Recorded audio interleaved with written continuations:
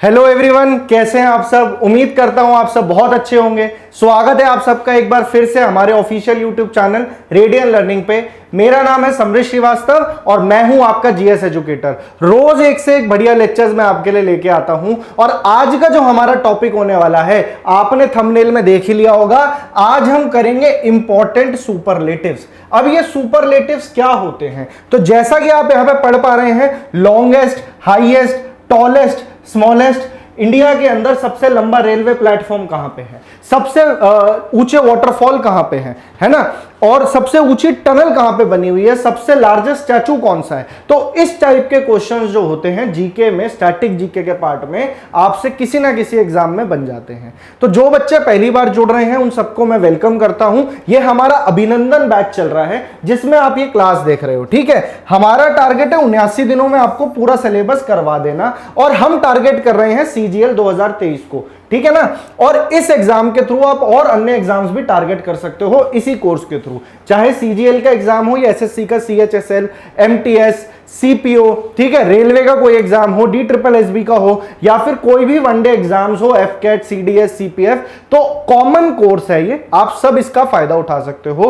रोजाना शाम को 6 बजे क्लास आती है। मैं आपको जनरल अवेयरनेस पढ़ाता हूं और बाकी फैकल्टी आपको दूसरे सब्जेक्ट्स पढ़ाती है। सबसे मैं आपको इंट्रोड्यूस कराऊंगा और सबकी प्लेलिस्ट, जितने लेक्चर्स अभी तक आ चुके हैं, 40-45 के करीब कुछ लेक्चर्स आ चुके हैं, वो डिस्क्रिप्शन में जाओगे, प्लेलिस्ट बनी होगी general studies bye Samrut sir, तो सारे लेक्चर्स को आप अनलॉक कर लोगे। फ्री ऑफ कॉस्ट ये कोर्स है। अब बिना टाइम वेस्ट करे आज का ये बेहतरीन सेशन हम शुरू करेंगे। काफी इंटरेस्टिंग टॉपिक है ये, ठीक है ना। आपकी ओवरऑल जीके को भी एनहांस करता है और वैसे भी आपको ये चीजें पता होनी चाहिए। तो काफी इंटरेस्टिंग फैक्ट्स हैं और फुल ऑफ इंफॉर्मेशन होने वाला है लेक्चर। तो कहीं भी वीडियो को स्किप मत करना और स्टार्टिंग से लेके एंड तक एक बार देखना और फिर जज करना कि कितना मजा आया, कितना हमारा कवर हुआ पोर्शन। काफी वास्ट टॉपिक है ये और जो बच्चे मेरे से पहले पढ़ चुके हैं उनको पता है कि हम एक एक क्वेश्चन को उठा के उसका पूरा निचोड़ निकालते हैं, पूरा पोस्टमार्टम करते हैं क्वेश्चन का। तो जितनी भी इंफॉर्मेशन इसके इर्द गिर्द बनती होगी हम सब एक्सट्रैक्ट कर लेंगे। इसलिए लेक्चर्स जो है एक पार्ट में करना मुश्किल है इस टॉपिक को, इसको 2 से 3 में करेंगे और इस टॉपिक के अलावा और अन्य इंफॉर्मेशन भी आपको मिलेगी। चलिए, बहुत बातें हो गई, अब शुरू करते हैं आज का टॉपिक। पॉज करके पहले खुद इसको सॉल्व करना, ठीक है। Which among the following is the longest highway tunnel in the world? दुनिया की सबसे लॉन्गेस्ट, ठीक है ना, टनल कौन सी है, ठीक है। सिंगल ट्यूब टनल है ये, 10,000 फीट की ऊंचाई से भी ऊपर बनी हुई है ये, तो सबको पता है, काफी फेमस है। 2020 में इसका इनॉग्रेशन किया था हमारे प्राइम मिनिस्टर ने। अटल टनल इसका नाम है। क्या नाम है? अटल tunnel. Former prime minister Atal Bihari Vajpayee ji के नाम पे इसका नाम पड़ा है। यह है आपके सामने अटल टनल। अब इससे रिलेटेड क्या क्या क्वेश्चन एग्जाम में बन सकते हैं वो सब मैं आपको एक एक करके बताता हूं। पहला क्वेश्चन आपसे ये पूछ सकता है कि भैया ये अटल टनल जो है ये है कहां पे, तो इसकी जो रेंज है, माउंटेन रेंज, वो पूछ सकता है। पहली चीज तो हिमाचल में है और ये ईस्टर्न पीर पंजाल रेंज के अंदर है। पीर पंजाल माउंटेन रेंज है हिमालयाज में, तो उसके अंदर पाई जाती है अटल टनल, मतलब बनी हुई है ईस्टर्न पीर पंजाल रेंज। दूसरा और कॉम्प्लिकेटेड क्वेश्चन करना है तो क्या पूछेगा कि कौन से हाईवे पे है, तो नेशनल हाईवे 3 के ऊपर आती है ये, ठीक है। और इस हाईवे का कंस्ट्रक्शन एक्चुअली में बीआरओ के अंडर आता है। जैसे कई सारे हाईवे प्रोजेक्ट्स होते हैं, कोई एनएचएआई बनाती है, कोई बीआरओ बनाती है। तो बॉर्डर से लगने वाले जो राज्य हैं, अगर वहां पे किसी तरह का इंफ्रास्ट्रक्चर, किसी तरह का हाईवे बनाना है तो वो बॉर्डर रोड ऑर्गेनाइजेशन के अंडर आता है। तो अटल टनल जो बनाई है वो बीआरओ ने ही बनाई है। और बीआरओ किसके अंडर आता है? वो मिनिस्ट्री ऑफ डिफेंस के अंदर आता है। तो बीआरओ से रिलेटेड एक आधी बात आपको ध्यान रखनी है कि बॉर्डर रोड ऑर्गेनाइजेशन की स्थापना कब हुई थी, तो ये इस्टेब्लिशमेंट ईयर जरूर पूछता है, 1960। इसका हेडक्वार्टर कहां है, तो भैया न्यू दिल्ली के अंदर है। न्यू दिल्ली के अंदर इसका हेडक्वार्टर है। अगर आपसे पूछ ले अभी इसके डायरेक्टर जनरल कौन है, तो इनका नाम है लेफ्टिनेंट जनरल राजीव चौधरी। ये करंट का क्वेश्चन बन सकता है आपसे, है ना। तो जितनी इंफॉर्मेशन मिले ले लो, सारी एग्जाम पॉइंट ऑफ व्यू से इंपॉर्टेंट है। अटल टनल के बारे में और क्या हमें जानना है? ईस्टर्न पीर पंजाल रेंज में है, नेशनल हाईवे नंबर 3 के ऊपर है, और सबसे इंपॉर्टेंट क्वेश्चन, एक्चुअल में लॉन्गेस्ट तो आप बोल रहे हो पर इसकी लेंथ है कितनी? बहुत ज्यादा प्रीवियस ईयर क्वेश्चन आपका बना है, जब ये टॉपिक करंट में था तब भी सब एग्जाम में पूछा गया था और आज भी ये पूछा जाता है। तो इसकी जो लेंथ है वो एग्जैक्टली है 9.02 किलोमीटर। आप इमेजिन करके देखो, 10,000 मीटर के ऊपर की ऊंचाई के ऊपर, इतनी ऊंचाई पे हाईएस्ट लेवल पे टनल बनाना कितना मुश्किल काम है। और ये टनल से फायदा क्या हुआ एक्चुअल में? इस टनल ने कनेक्ट किन दो जगहों को करा है? तो जो मनाली से आपका लेह तक का रास्ता जाता है ना, तो मनाली को ये पहले लाहौल और स्पीति वैली से कनेक्ट करता है। किससे किससे कनेक्ट करता है मैं आपके लिए देखिए यहां पे लिख देता हूं। एक बार इधर इसको बनाते हैं एरो, इधर ऐसे। मैं बड़ा बड़ा इसलिए लिखता हूं क्योंकि एक तो मेरी हैंडराइटिंग शायद दूसरों को डिकोड करने में मुश्किल है, पर मैं बड़ा इसलिए लिखता हूं कि आपको चीजें समझ में आ जाए क्लियरली, ठीक है। तो ये है मनाली टू लाहौल स्पीति वैली, ठीक है, लाहौल स्पीति वैली, ठीक है। अब इससे क्या फायदा हुआ? जो रास्ता मनाली से लेके एक तो रोहतांग तक जा रहा है, फिर उसके बाद में एक तो पहली बात है रोहतांग टनल भी इसे कहा जाता है, तो दो नाम आप इसे रोहतांग टनल पे ही है, ये रोहतांग टनल और अटल टनल एक ही बात है। दूसरी बात, ये मनाली को लेह से कनेक्ट कर रहा है और लेह से पहले ये लाहौल स्पीति को कनेक्ट करता है, जिससे टोटल डिस्टेंस में कुल मिला के 46 किलोमीटर का फर्क आता है। 46 किलोमीटर, और पहाड़ों पे 46 किलोमीटर का मतलब समझ रहे हो, कम से कम 4 से 5 घंटे बचाता है आपके। दूसरी चीज, ऑल ओवर द सीजन खुला है अब तो। ये पहले तो होता था कि भाई सर्दी में नहीं जा सकते, अब तो 4 से 5 घंटा भी बच रहा है, और इंडोर सारा टनल है, तो बेहतरीन प्रोजेक्ट बनाएंगे। ये सारी इंफॉर्मेशन आपके सामने एक एक करके मैंने लिख दी है। अब इससे बाहर आपसे क्वेश्चन बनना मुश्किल हो जाएगा, तो इस तरीके से हमने एक एक चीज इसके बारे में जान लिया, ठीक है। इतना लिख लिया, इरेज कर दो। इसमें एक इंपॉर्टेंट मुझे जवाहर टनल भी दिख रही है, तो उसके बारे में भी एक दो बातें याद कर लो। जवाहर टनल किस किस को कनेक्ट करता है? जवाहर टनल कहां पे है? तो ये भी पीर पंजाल रेंज पे ही है, और ये श्रीनगर से जम्मू को कनेक्ट करता है, श्रीनगर से जम्मू, ठीक है। अब जब पाकिस्तान का इन्फिल्ट्रेशन हुआ था 1947-48 के अंदर, तो उस टाइम पे बहुत मुश्किल हुई थी सोल्जर्स को डिप्लॉय करने के लिए, तो फिर एयर ड्रॉप करना पड़ा था उनको इस चक्कर में, क्योंकि कनेक्टिविटी थी नहीं श्रीनगर और जम्मू की। तो फिर इस प्रोजेक्ट को बाद में मद्देनजर रख के इसको उठाया गया, और 1956 से जवाहर टनल जो है ऑपरेशनल हो गई। जवाहर टनल जो आपके पहले प्रधानमंत्री जवाहरलाल नेहरू जी के नाम पे इसका नाम रखा गया जवाहर टनल, और इसकी कुल मिला के जो लेंथ है अभी वो 3.25 किलोमीटर 2.85 किलोमीटर है, ठीक है। तो अगर थोड़ा सा फैक्चुअल क्वेश्चन उसको बनाना होगा तो यही बनाएगा ज्यादा से ज्यादा। ये भी पीर पंजाल रेंज पे पड़ती है, क्लियर है। और इतना आपको याद रखना, इसको बनिहाल टनल भी कहते हैं, और बनिहाल पास के ऊपर है ये बनिहाल टनल, इसमें कंफ्यूजन होता है कई बार, बनिहाल टनल। तो एज इट इज इसको याद कर लेना। तो हमने दो इंपॉर्टेंट टनल यहां पे कवर कर ली है। चलते हैं अपने नेक्स्ट क्वेश्चन पे, ये थी आपकी अटल टनल। चलिए, ठीक है, ये क्वेश्चन थोड़ा अपडेटेड है, इसको याद रखना। पहले इसका आंसर गोरखपुर हुआ करता था। क्या? Longest railway platform in India is 2013 में गोरखपुर बना, तो गोरखपुर का जो स्टेशन है वहां पे जो प्लेटफॉर्म था गोरखपुर का, वो सबसे लॉन्गेस्ट रेलवे प्लेटफॉर्म होता था। अच्छा, इंडिया कौन सी रैंक पे आता है रेलवे के अंदर, रेलवे नेटवर्क में? तो इंडिया 4th रैंक पे आता है, ठीक है ना। और इंडिया के अंदर जो हुबली जंक्शन है, हुबली कहां पे है? तो ये साउथ वेस्टर्न रेलवे के अंदर आता है, साउथ वेस्टर्न रेलवे में। और हुबली रेलवे स्टेशन आपको मिलेगा सर कर्नाटका में। कहां मिलेगा? कर्नाटका के अंदर। और कर्नाटका के अंदर है हुबली जंक्शन, और हुबली जंक्शन का जो प्लेटफॉर्म नंबर 1 है, प्लेटफॉर्म नंबर 1, इसकी जो लेंथ है ये तकरीबन 1505 मीटर है। 1505 मीटर, समझ रहे हो कितनी हो गई? 1.5 किलोमीटर हो गई ना। 1.5 किलोमीटर लंबा प्लेटफॉर्म, सोचो तो कितना लंबा प्लेटफॉर्म हो गया। इसलिए लॉन्गेस्ट रेलवे प्लेटफॉर्म है ये, इससे आपको याद रखना है हुबली जंक्शन से, ठीक है ना। और सेकंड लॉन्गेस्ट अगर आपसे पूछ ले तो शुरू के 3-4 मैं आपको याद करा देता हूं। नंबर 1 पे आ गया हुबली, हुबली आ गया। सेकंड पे लिख लो आप गोरखपुर, सेकंड पे आ गया गोरखपुर, और इसका तकरीबन जो है 1300 समथिंग मीटर्स है इसका। 1300 मीटर, ऐसे इतना ब्रीफली मत याद रखना, पर इसका जरूर याद रखना, ठीक है। तो सेकंड नंबर पे आ गया गोरखपुर, उत्तर प्रदेश के अंदर, ये स्टेशन के ऊपर सबसे लंबा, सेकंड लंबा प्लेटफॉर्म है। थर्ड नंबर पे आता है आपका कोल्लम। थर्ड नंबर पे आता है कोल्लम। जिन्होंने मेरी लास्ट क्लास देखी है, लास्ट क्लास में मैंने आपको क्या पढ़ाया है? लास्ट क्लास में मैंने आपको पढ़ाए हैं सोब्रिक्वेट्स यानी कि निकनेम्स। उस लेक्चर्स कहां से मिलेंगे? प्लेलिस्ट जाओ, आखिरी में देख लेना, उसमें मैंने पॉलिटी, हिस्ट्री सब कुछ मैंने आपको वहां करवा रखा है। तो एक साथ उस लेक्चर सीरीज को पकड़ लोगे तो वैसे ही खत्म कर लोगे। अगर सिर्फ स्टैटिक जीके पढ़ना चाहते हो तो स्टैटिक जीके में भी आपको बुक्स एंड ऑथर्स करवा दिए हैं, इंपॉर्टेंट डेज मैंने सारे करवा दिए हैं विद थीम्स। अलग अलग मंथ की वीडियो मिलेगी आपको उसमें बढ़िया तरीके से, और छोटे छोटे लेक्चर आराम से कवर कर लोगे।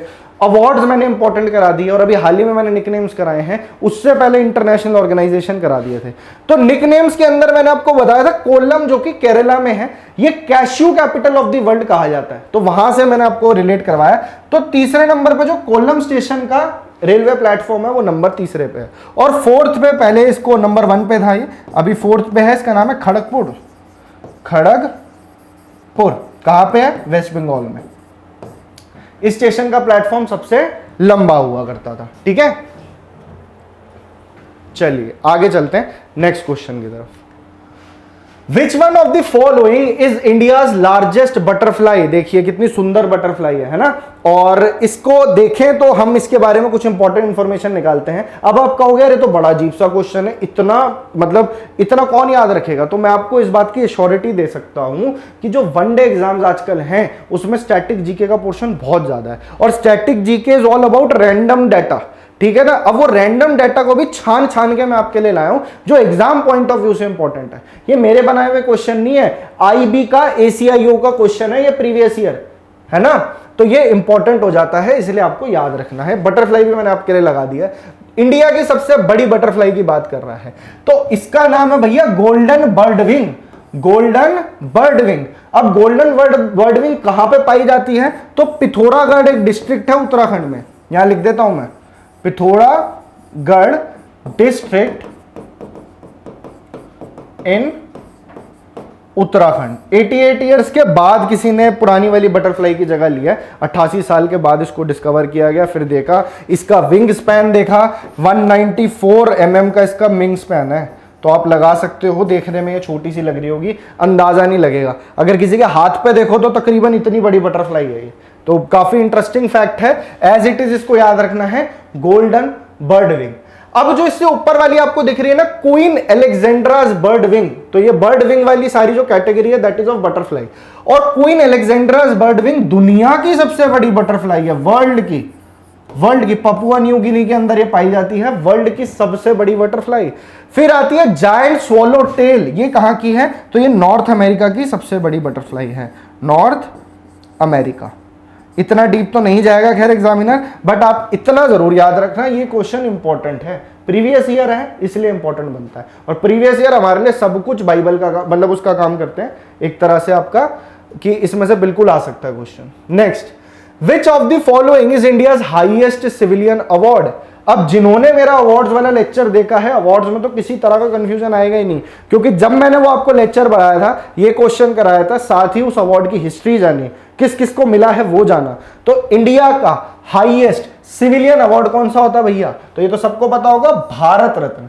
और भारत रत्न जो अवार्ड होता है ऐसा पीपल के पत्ते की तरह इसका दिखाई देता है, और ये है आपका भारत रत्न अवार्ड, इंडिया का हाईएस्ट सिविलियन अवार्ड। किसी सिविलियन को सर्वोच्च सबसे ऊपर का अगर अवार्ड मिलेगा तो वो भारत रत्न है।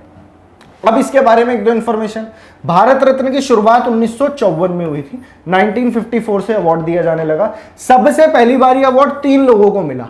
किस किस को मिला? डॉक्टर सर्वपल्ली राधाकृष्णन जी को, डॉक्टर सर्वपल्ली राधाकृष्णन, ये क्वेश्चन इंपॉर्टेंट है, पेपर में आता है। साथ ही मिला सीवी रमन को। सीवी रमन कौन थे? जिन्होंने रमन इफेक्ट की खोज करी थी, और इंडिया के पहले ऐसे फिजिसिस्ट जिनको नोबेल प्राइज मिला था 1930 में, तो सीवी रमन। और इन्हीं के जिस दिन इन्होंने अनाउंस किया था रमन इफेक्ट का, 28 फरवरी, जब मैंने आपको डेज पढ़ाए थे तब बताया था ना कि सीवी रमन ने जब इसकी खोज करी थी तब से हम नेशनल साइंस डे बनाते हैं। तो ये सारी चीजें इंटरकनेक्टेड होती हैं, ऑल ओवर जीके एक बार पढ़ लोगे, ऐसे रिलेट करके पढ़ पाओगे। सीवी रमन हो गया, और साथ में कौन है? सी राजा गोपालाचारी। सी राजा गोपालाचारी इंडिया के लास्ट और फर्स्ट गवर्नर जनरल, इंडियन ऐसे पहले जो गवर्नर जनरल बोले, और इंडिया के लास्ट गवर्नर जनरल सी राजगोपालाचारी। इन 3 लोगों को सबसे पहला भारत रत्न मिला। अब ऑर्डर ऑफ प्रेसिडेंस हमेशा आपको दिमाग में रखना है, क्योंकि एग्जाम में बोल देगा इसको बढ़ते क्रम में या घटते क्रम में लगाना है कि सबसे ऊपर तो आ गया भारत रत्न, उसके बाद कौन कौन सा आएगा। तो मैं यहां शॉर्ट में आपके लिए लिख देता हूं, भारत रत्न आता है नंबर 1 पे, ये है आपका हाईएस्ट सिविलियन। उसके बाद में सेकंड हाईएस्ट सिविलियन अवार्ड पूछ ले तो फिर आएगा Padma Vibhushan. Padma Vibhushan comes at number 2, और फिर उसके बाद में पद्म भूषण। पद्म भूषण यहां पे लिख लो नंबर 3, और फिर आ गया पद्मश्री नंबर 4। तो ये 4 इसी सीक्वेंस में आपको याद रखने हैं। अब इसमें मुझे दिख रहा है परमवीर चक्र, है ना, एक ये ऑप्शन आ गया। तो ये सिविलियन अवार्ड नहीं है परमवीर चक्र, ऑप्शन दिया है तो फिर से रिवाइज कर लेते हैं।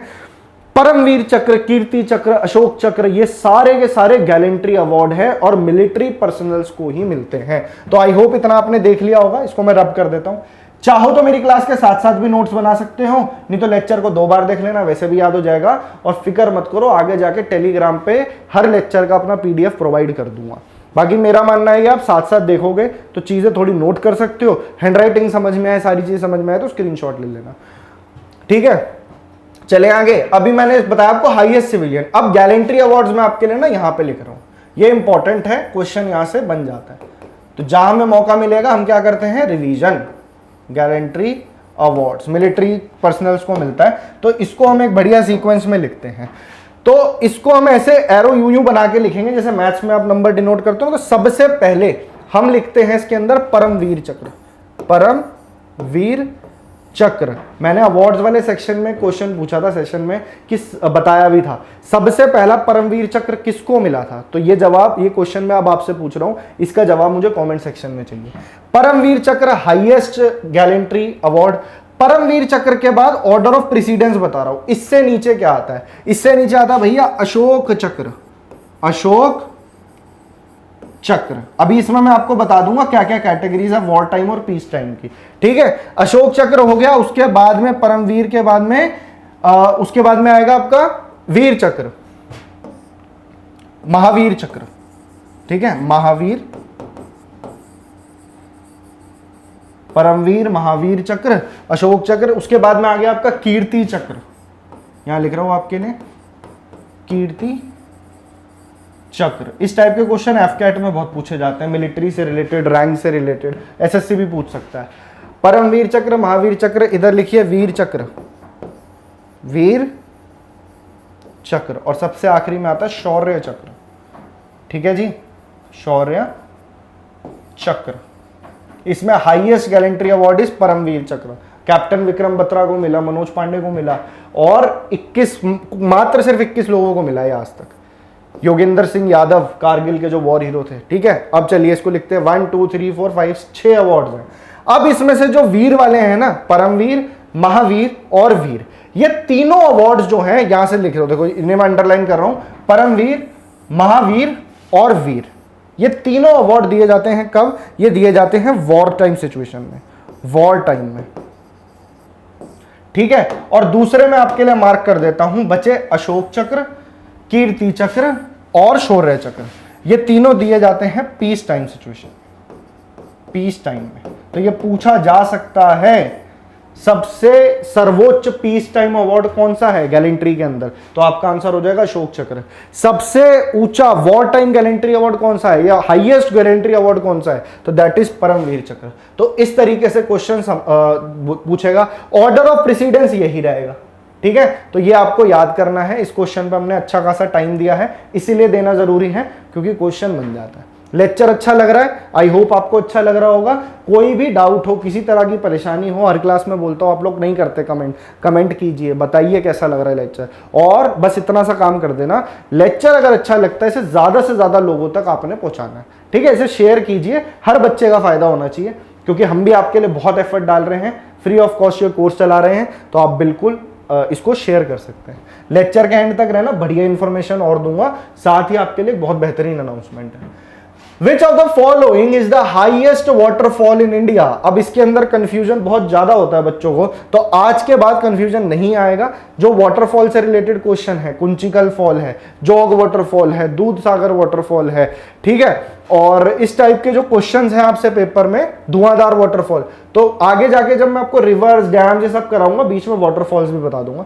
अभी इंपॉर्टेंट बात देखते हैं। हाईएस्ट वाटरफॉल, ये आपके सामने कितना सुंदर लग रहा है, तो ये कहां पे है पहले तो ये जानिए। ये पहले इसका नाम देख लीजिए, इसका आंसर हो जाएगा कुंचिकल। कुंचिकल वाटरफॉल आपको हमेशा के लिए याद रखना है, यहां से क्वेश्चन बनता है, तो मैं यहां लिख रहा हूं आपके लिए कुंचिकल फॉल्स। अब आपसे पूछ सकता है कुंचिकल फॉल्स है कहां पे, तो कुंचिकल फॉल्स पड़ता है शिमोगा डिस्ट्रिक्ट के अंदर। शिमोगा डिस्ट्रिक्ट कहां पे है, शिमोगा डिस्ट्रिक्ट कहां पे है ये, तो ये कर्नाटका में है, कर्नाटका के अंदर। ये आपको याद रखना है। किस नदी के ऊपर है ये वाटरफॉल, तो ये है वाराही नदी के ऊपर, वाराही रिवर के ऊपर। कितनी हाइट है इसकी, 1493 फीट। ये सारी इंपॉर्टेंट इंफॉर्मेशन है और ये आपसे पूछी जा सकती है। तो नंबर 1 पे तो आ गया कुंचिकल, ठीक है। अब साथ ही लिख लो नंबर 2 पे कौन सा है, इसके बाद कौन सा सबसे ऊंचा है, तो नंबर 2 पे आता है बारेही पानी फॉल्स। और ये जो वाटरफॉल है ये आपको मिलेगा सिमलीपल नेशनल पार्क में। सिमलीपल नेशनल पार्क कहां पे है, ये ओडिशा के मयूरभंज डिस्ट्रिक्ट में पड़ता है, तो आपका आंसर हो जाएगा ओडिशा। प्लेस पूछेगा ज्यादा से ज्यादा बता देना, ठीक है। तो ये 2 वाटरफॉल आपको याद रखने हैं। इसकी हाइट भी लगभग 1300 फीट के आसपास है, तो आप इमेजिन करो कितना ऊंचा वाटरफॉल है। जॉग वाटरफॉल बहुत ही सुंदर वाटरफॉल है, कई बार एग्जाम में पूछा जाता है, एग्जामिनर का भी फेवरेट वाटरफॉल है ये, कई बार पूछता है। इसका दूसरा नाम पूछ लेता है, इसको बोलते हैं जरसोप्पा वाटरफॉल। क्या कहते हैं, जरसोप्पा वाटरफॉल, ठीक है जी। ये भी same as it is Shimoga district में पाया जाता है और कर्नाटका के अंदर है। बस इसकी नदी जो है वो याद रखना, क्योंकि ये पूछी जाती है। इसकी नदी है शरावती, यहां थोड़ा सा छोटे में लिख रहा हूं मैं, पर मैं आपको मुंह से बता रहा हूं, तो उसको याद रखना, शरावती नदी के ऊपर है, कर्नाटका के अंदर है। 829 फीट के करीब इसकी हाइट है। जॉग और जरसोप्पा वाटरफॉल भी इसे कहा जाता है। तो ये कुछ इंपॉर्टेंट क्वेश्चंस थे, हाईएस्ट टॉलेस्ट ये वाटरफॉल के बन जाते हैं। चलिए एक और इंटरेस्टिंग क्वेश्चन, कितना सुंदर है ये एनिमल, तो कौन सा है ये पहले ये बताइए, फिर आपको आइडिया लग जाएगा कहां पाया जाएगा। Which is the largest national park in India. National park क्यों बनाया जाता है, फ्लोरा और फौना को, इन्वायरमेंट को संरक्षण करने के लिए, कंजर्व करने के लिए, है ना। एक बार किसी जगह को नेशनल पार्क का स्टेटस मिल गया तो गवर्नमेंट फंडिंग भी होगी, ह्यूमन एक्टिविटीज को लिमिटेड कर दिया जाएगा, तो इसलिए उनका संरक्षण आराम से हो सकता है। नेशनल पार्क का एक बेहतरीन अलग से ही लेक्चर लाऊंगा मैं आपके लिए। चलिए इसमें से देखते हैं क्या क्या इंफॉर्मेशन निकलती है। क्या है ये है स्नो लेपर्ड। तो स्नो लेपर्ड के लिए इनमें से कौन सा नेशनल पार्क फेमस है, तो यहां पे बात हो रही है हेमिस नेशनल पार्क की, इसलिए मैंने फोटो लगाई थी। ये लार्जेस्ट नेशनल पार्क है इंडिया का। इसका स्क्वायर किलोमीटर कितने में है, ये 4400 स्क्वायर किलोमीटर में आता है, 4400 स्क्वायर किलोमीटर के अंदर है, ठीक है। कहां पे पाया जाता है, दूसरा सवाल, तो ये लद्दाख के अंदर है। कहां पे है, लद्दाख यूनियन टेरिटरी के अंदर ये हेमिस नेशनल पार्क पाया जाता है। कब इसकी स्थापना हुई थी, 1981 में हुई थी। और क्या इससे इंपॉर्टेंट इंफॉर्मेशन है हेमिस नेशनल पार्क से, ये हो गया। अच्छा, हेमिस में आपको मिल जाएगा स्टोक कांगड़ी पीक, ये आपसे पूछ सकता है पेपर में, काफी इंपॉर्टेंट पीक है स्टोक कांगड़ी पीक कहां पे पाया जाता है, हेमिस नेशनल पार्क में। तो अगर आपसे पूछ रहा है लार्जेस्ट नेशनल पार्क कौन सा है, तो बिल्कुल पूछ सकता है स्मॉलेस्ट कौन सा है। तो हम क्यों मौका छोड़े, यहां पे रिवाइज कर लेते हैं उसको भी।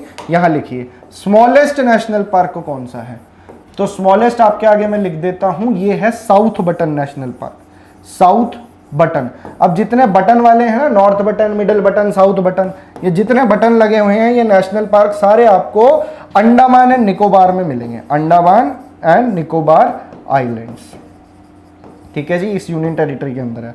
अगर आपसे पूछ ले सबसे ज्यादा नेशनल पार्क कौन सी स्टेट में मिलते हैं, तो एक तो अंडमान तो यूनियन टेरिटरी है, वहां पे 9 नेशनल पार्क है, और एमपी के अंदर भी 9 नेशनल पार्क हैं। तो एमपी हो गई ऐसी स्टेट जहां पे सबसे ज्यादा नेशनल पार्क है। ये पंचमरी दिख रहा है, वन विहार दिख रहा है, ये सब एमपी के है। इसके अलावा कान्हा, पन्ना, पेंच, संजय दुबड़ी, ठीक है, ये सारे नेशनल पार्क आपको एमपी में मिलेंगे। और ये ऑप्शन आपको मनास दिख रहा है, मनास है आपका असम में, असम में है। यहाँ पे हैं आपके नामेरी है, ओरांग है, काजीरंगा है, सब आपको टिप्स पे याद करा दूंगा, इस लेक्चर सीरीज से बन के रहना।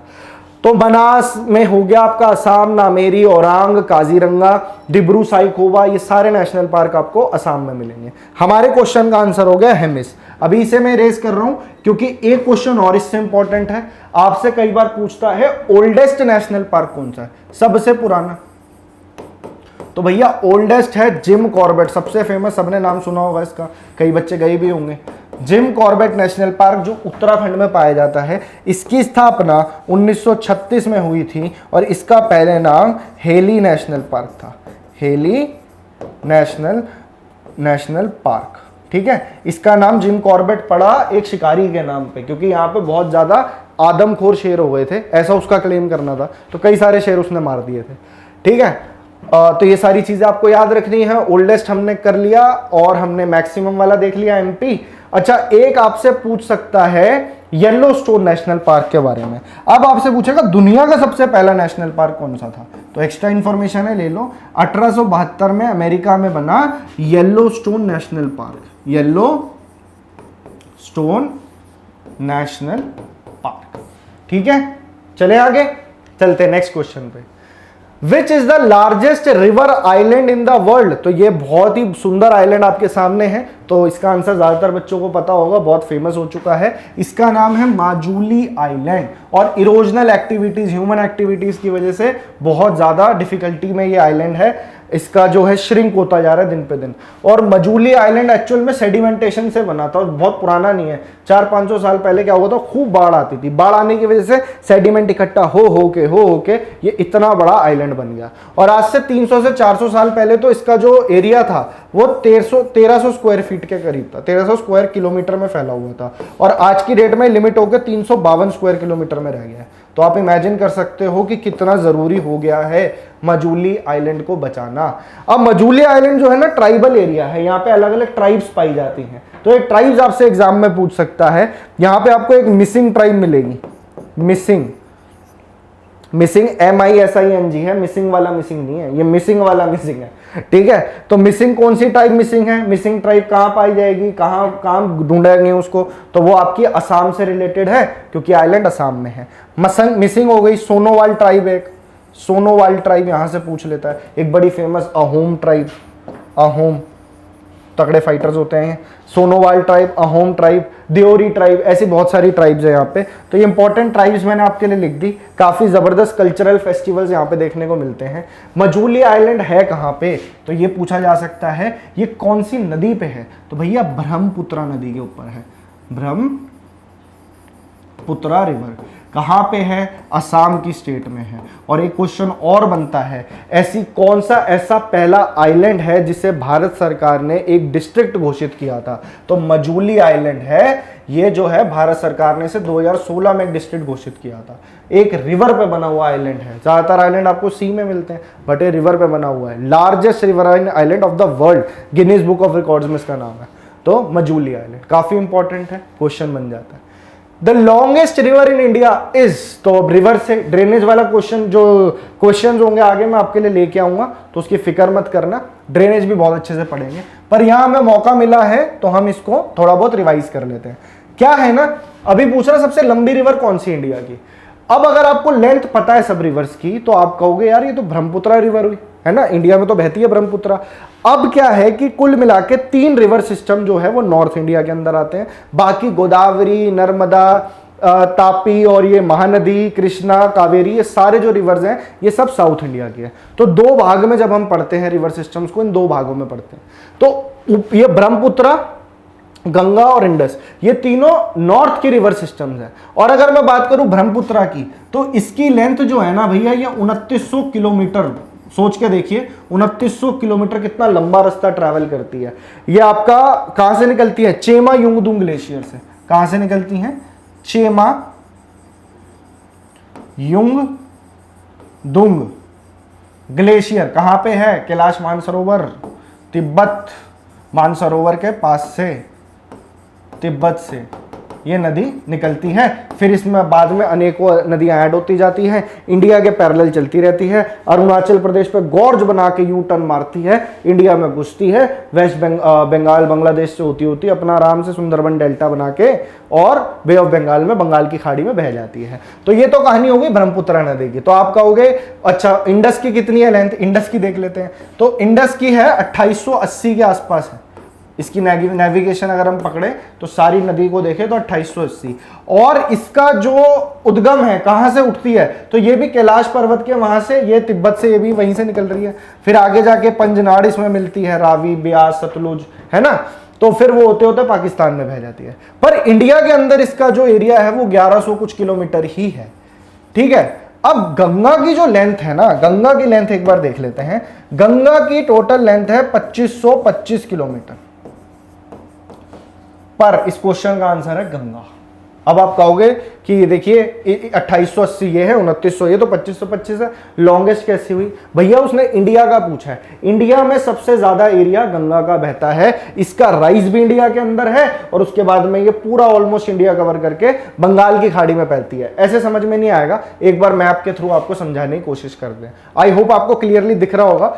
तो एक बार मैं आपको दिखाता हूं गंगा के बारे में कुछ पॉइंट्स है जो आपको याद रखने हैं। पहले एक एक करके लिख ही लेते हैं। देखिए गंगा कहां से निकलती है? हमारी सबसे डिवाइन, सबसे सेक्रेड नदी है गंगा, और गंगा के अंदर अनेकों सैकड़ों नदियां मिलती हैं।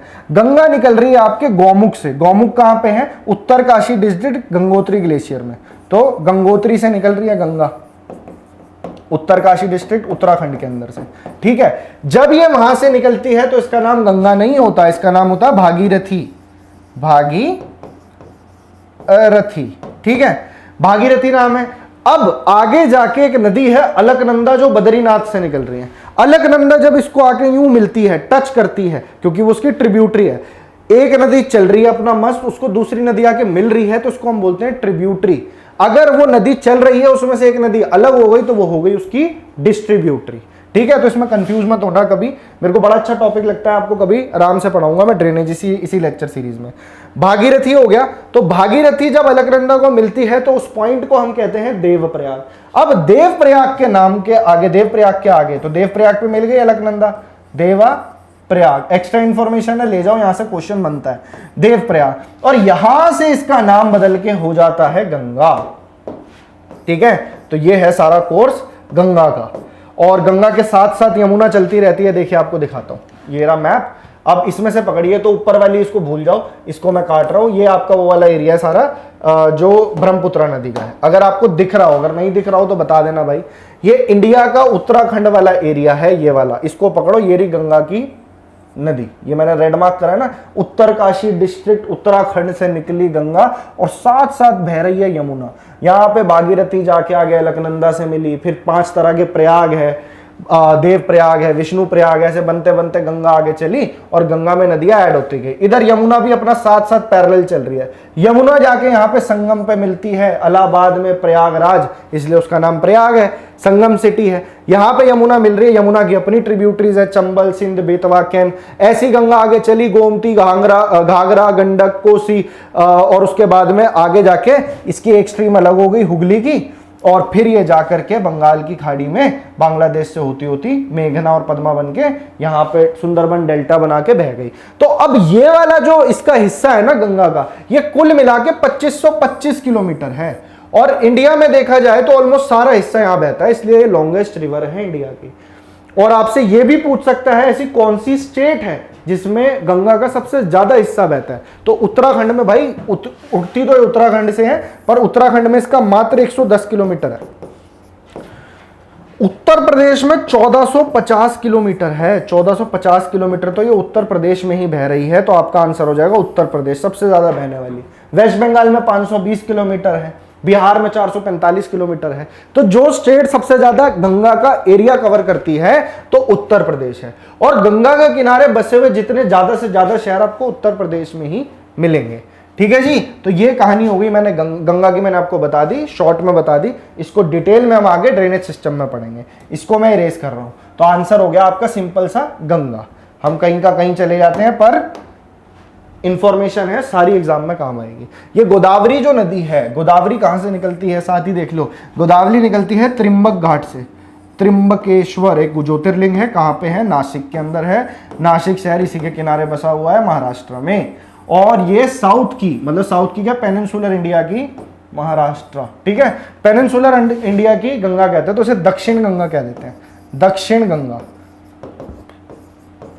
और साउथ की सबसे लंबी रिवर यही है गोदावरी, 1452 किलोमीटर है, एक बार चेक कर लेना, ठीक है। ये निकलती है अपना महाराष्ट्र से और ईस्ट की तरफ बहते हुए ये भी बंगाल की खाड़ी में जाके मिल जाती है। चले आगे, गोदावरी हमने अच्छे से इसको पढ़ लिया है। चलिए एक एक क्वेश्चन और देख लेते हैं, उसके बाद में क्लास को वाइंड अप करेंगे और फिर नेक्स्ट सेशन में इसी तरह के क्वेश्चंस और डिस्कस करेंगे। ओवरऑल जीके आपकी प्रैक्टिस हो रही है, सिर्फ टॉपिक पे मत जाना, ये मत सोचना कि यही टॉपिक यहाँ पे पढ़ाया जाएगा। उस टॉपिक से रिलेटेड जितनी ब्रांचेज होंगी वो सारी मैं आपको अच्छे से रिवाइज कराता चलूंगा। The largest state in terms of area in India is. अब इस प्रकार के क्वेश्चन ना कई बार एग्जाम में कंफ्यूज करते हैं, क्योंकि इसी में से 5-6 तरह के क्वेश्चन बनते हैं। तो एक बार में मैं आपके सारे डाउट्स क्लियर कर देता हूं। कलर यार कोई समझ ही नहीं आ रहा आज, ठीक है। चलिए लार्जेस्ट स्टेट की अगर मैं बात करूं एरिया के हिसाब से, तो पहले एरिया देख लेते हैं। एरिया को मैं लिखता हूं यहां पे और इधर मैं लिखता हूं लार्जेस्ट स्टेट एरिया के हिसाब से। तो लार्जेस्ट स्टेट एरिया के हिसाब से हो गई भैया राजस्थान, इसमें कंफ्यूज नहीं होना है, राजस्थान है। फिर महाराष्ट्र है, फिर महाराष्ट्र है, और फिर है आपका एमपी। तो ये शुरू की 3 याद रख लेना, बहुत है। अगर मैं बात करूं स्मॉलेस्ट स्टेट की इन टर्म्स ऑफ एरिया, अभी एरिया की बात हो रही है, तो स्मॉलेस्ट स्टेट सबको पता है गोवा है, स्मॉलेस्ट स्टेट गोवा है। चलिए अब एक क्वेश्चन आपसे बनता है, एक तो हो गया एरिया वाइज, तो आपका लार्जेस्ट स्टेट में आंसर कौन सा आ जाएगा? राजस्थान। अगर पूछ ले पॉपुलेशन के हिसाब से, पॉपुलेशन के हिसाब से, तो सबसे नंबर 1 कौन है? उत्तर प्रदेश। उत्तर प्रदेश के बाद में फिर है आपका महाराष्ट्र। ये पॉपुलेशन के हिसाब से है डाटा, और ये 2011 के सेंसस के हिसाब से मैं बता रहा हूं आपको, अभी बहुत ज्यादा बढ़ गया होगा ऑलरेडी। यूपी है, महाराष्ट्र है, फिर आगे आपका बिहार। और पॉपुलेशन के आधार पे अगर लोएस्ट देखा जाए तो ये तो हो गई मैक्सिमम पॉपुलेशन। अगर मैं बोलूं मिनिमम, तो मिनिमम कौन सा है? सबसे कम पॉपुलेशन कहां पे, कौन सी स्टेट में? तो बहुत ही बेहतरीन स्टेट है सिक्किम। सिक्किम की सबसे कम पॉपुलेशन है, ठीक है। तो इस टाइप का क्वेश्चन बन सकता है, एरिया के हिसाब से बताओ, पॉपुलेशन के हिसाब से बताओ। अब एक और टाइप का क्वेश्चन मैं आपको बताता हूं इसी में से, पॉपुलेशन डेंसिटी के हिसाब से। देखिए पॉपुलेशन डेंसिटी, अब ये क्या चीज होती है? पॉपुलेशन डेंसिटी का मतलब होता है एक पर यूनिट में ज्यादा से ज्यादा कितने लोग रहने हैं, 1 स्क्वायर किलोमीटर के अंदर कितनी पॉपुलेशन है, डेंसली पॉपुलेटेड कौन सा है। समझ रहे हो मेरी बात? अगर मैं बात करूं पूरे इंडिया में, तो भैया सबसे ज्यादा डेंसली पॉपुलेटेड आपकी दिल्ली है। तो दिल्ली एक यूनियन टेरिटरी है, दिल्ली नंबर 1 पे आती है डेंसली पॉपुलेशन में, ठीक है जी। तो ये तो हो गई बात मैक्सिमम। और साथ ही बिहार, जो स्टेट पूछेगा वो आपसे, तो बिहार आपको बताना है, बिहार इज मैक्सिमम पॉपुलेटेड। और अगर मैं पूरे इंडिया की डेंसिटी की बात करूंगा, तो अभी अगर लेटेस्ट डाटा के हिसाब से मैं चलूं तो 442 के आसपास है स्क्वायर किलोमीटर। 442 लोग यानी 1 स्क्वायर किलोमीटर के रेडियस में रहते हैं। और दिल्ली में अगर हम देखें ना, तो दिल्ली के अंदर 11,000 लोगों की पॉपुलेशन है, पॉपुलेशन डेंसिटी। बिहार में 1,000 से ऊपर है, तो बहुत ही खतरनाक सिचुएशन हो चुकी है अभी। और अगर मैं बात करूं मिनिमम डेंसिटी कौन सी स्टेट की है, तो अरुणाचल प्रदेश। अब देखिए इसी के अंदर से 6-7 क्वेश्चन बने नहीं बने आपके, maximum, minimum, largest, smallest, revise कर लेते हैं। एरिया के आधार पे देखा जाए सबसे बड़ी स्टेट राजस्थान है, फॉलोड बाय महाराष्ट्र, फिर एमपी, 1 2 3। स्मॉलेस्ट स्टेट की बात करूं मैं तो गोवा है, एरिया वाइज सबको पता है। पॉपुलेशन के हिसाब से चले तो सबसे ज्यादा पॉपुलेशन उत्तर प्रदेश की है, ठीक है ना, ये मैक्सिमम पॉपुलेशन है। उसके बाद महाराष्ट्र की है और फिर बिहार की है। मिनिमम पॉपुलेशन देखी जाए तो सिक्किम की है। पर अगर हम पॉपुलेशन डेंसिटी की बात करें तो सबसे ज्यादा डेंसली पॉपुलेटेड आपकी दिल्ली है यूनियन टेरिटरी में, और स्टेट लेवल पे बिहार है। ओवरऑल दिल्ली है, पूरे इंडिया में सबसे ज्यादा डेंसली पॉपुलेटेड एरिया दिल्ली में मिलेगा, फिर बिहार है, और मिनिमम जो देखी जाएगी तो वो आपको अरुणाचल प्रदेश में देखने को मिलेगी सबसे कम। मेरे ख्याल 11-12 लोग ही रहते हैं स्क्वायर किलो, एवरेज निकालोगे तो पर स्क्वायर किलोमीटर में, ठीक है ना।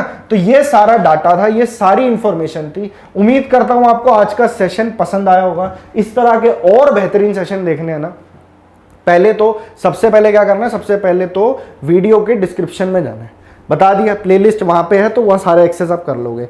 और साथ ही चैनल को सब्सक्राइब कर लीजिए, रेडियन लर्निंग को, बेल आइकन को दबा दो। अब आपका मैं कुंठा सुलझा देता हूं, सबसे इंपॉर्टेंट आपकी अनाउंसमेंट।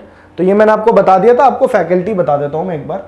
6 बजे तो आती है भाई मेरी क्लास, ठीक है, रोज शाम को 6 बजे जनरल अवेयरनेस। अब जनरल अवेयरनेस में हिस्ट्री, पॉलिटी, ज्योग्राफी और स्टैटिक जी के टाइप्स में टॉपिक ले रहा हूं, तो इसमें आपको और कुछ पढ़ने की जरूरत नहीं पड़ेगी अगर आपने मेरा ये पूरा कोर्स देख लिया। सेम गोज विद अगर आपको साइंस पढ़नी है तो बहुत ही बेहतरीन टीचर हैं ये अभिषेक सर, आपको साइंस पढ़ाते हैं। साइंस में जो आपका फिजिक्स, केमिस्ट्री, बायो से जो भी आपके सवाल हो, कुछ प्रॉब्लम हो, सब ये रोज शाम को 7 बजे पूरा का पूरा एज इट इज कोर्स चला रहे हैं। इंग्लिश के बेहतरीन टीचर हैं कपिल सर। तो कपिल सर आपकी क्लास लेते हैं रोज शाम को 8 बजे, तो ये टाइम नोट कर लो। इन सब की प्लेलिस्ट भी आपको डिस्क्रिप्शन में मिलेगी, जाके चेक कर लेना। और अगर रीजनिंग में कुछ हासिल करना चाहते हो, पूरे नंबर लाना चाहते हो, तो ये आपको दिलवा सकते हैं। पूरी की पूरी प्लेलिस्ट है रोहित सर की, 9 बजे इनकी रोज शाम को क्लास आती है। अभी कुछ दिन और ये कोर्स चलेगा, पर ये कोर्स हमेशा एवरग्रीन रहने वाला है। जब चाहो यूट्यूब पे आके इसको आप एक्सेस कर सकते हो, पूरी की पूरी प्लेलिस्ट देख सकते हो। और एक और बेहतरीन चीज मैं आपको दिखा देता हूँ, अगर यहां तक आप वीडियो देख रहे हो तो देखिए, 1 मिनट के लिए सुनना बस इस बात को। एक बुक है रेडियन बुक कंपनी की, स्टैटिक जनरल नॉलेज।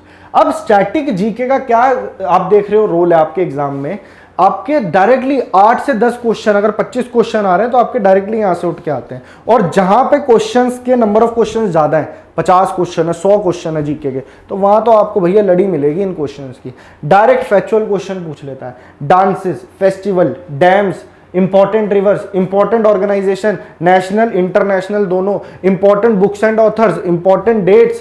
तो कितना कुछ याद करोगे, तो उसको सिंपलीफाई करके एक डाइजेस्टिबल फॉर्मेट में इस किताब के अंदर डिजाइन किया गया है, जिससे कि आप चैप्टर वाइज जब गो थ्रू करोगे इन चीजों को, तो आपको रट्टा नहीं मारना पड़ेगा। ऐसा मैं क्यों कह रहा हूं, आपको लगेगा कि इन्होंने डाटा दिया होगा, डाटा नहीं है इसके अंदर। इसके अंदर प्रीवियस ईयर क्वेश्चन प्लस खुद के बनाए हुए क्वेश्चन ऐसे लिए हैं जो सीक्वेंस में डले हुए हैं, जो आपको एक क्वेश्चन पढ़ने के बाद में दूसरा समझ आएगा, दूसरे के बाद में तीसरा, चौथा, पांचवा, कंसेप्ट बिल्डिंग होगी। और आखिरी में प्रैक्टिस करने के लिए 30 से ज्यादा प्रैक्टिस सेट है, जिसमें प्रीवियस ईयर क्वेश्चन है ऑलमोस्ट हर एग्जाम में पूछे हुए।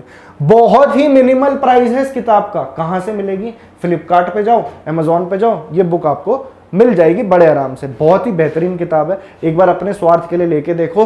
1 महीने के अंदर इस बुक को निपटा सकते हो और स्टैटिक जीके में एक नेक्स्ट लेवल पे जा सकते हो, ठीक है जी। तो यही कुछ बातें थी जो आपसे डिस्कस करनी थी। आई होप आपको आज का लेक्चर पसंद आया होगा। इस तरह की और वीडियोस देखने के लिए चैनल सब्सक्राइब कर लीजिए। मिलता हूं मैं आपसे कल, इसी तरह का एक और टॉपिक लेके आऊंगा। तब तक के लिए thank you so much and keep learning. Thank you.